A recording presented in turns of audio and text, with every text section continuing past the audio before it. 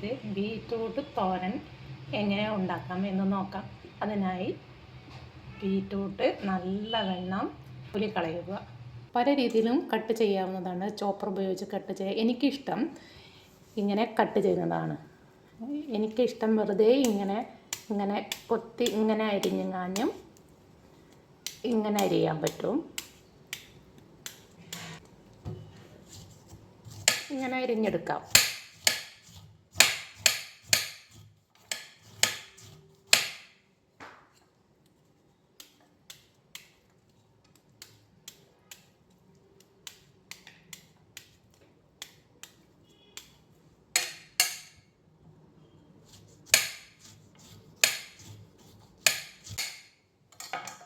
അല്ലെങ്കിൽ വേറൊരു മെത്തേഡിലും കൂടി നമുക്ക് അരിയാം. അത് കാണിച്ചു തരാം.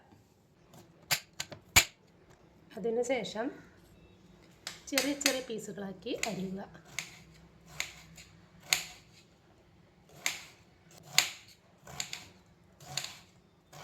അതിനുശേഷം ചെറിയ ചെറിയ പീസുകളാക്കി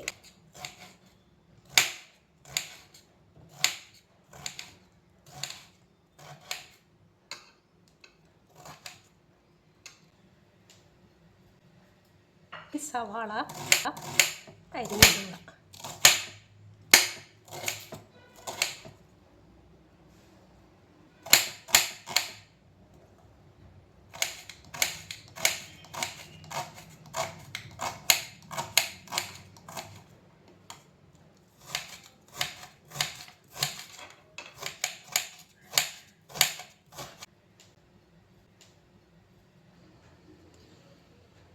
അതിലേക്ക് കുറച്ച് കടുക് ഇടുന്നു. വെച്ച സവാള ഇടുന്നു. അരിഞ്ഞു വെച്ച ബീറ്റ്റൂട്ട് ഇടുന്നു. അതിനുശേഷം സ്വല്പം ഉപ്പ് ഇടുന്നു. സ്വല്പം മഞ്ഞൾപ്പൊടി ഇടുന്നു. അതിന് അടപ്പ് കൊണ്ട് അടയ്ക്കുന്നു.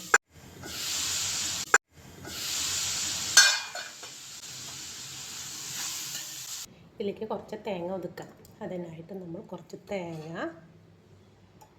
പിന്നെ ഉള്ളി, വെളുത്തുള്ളി, പച്ചമുളക് എടുത്തിട്ടുണ്ട്. തേങ്ങ ഒതുക്കിയത് റെഡി. സ്വല്പം ചിരകി വെച്ച തേങ്ങയും കൂടി ഇട്ട് കൊടുക്കുന്നു.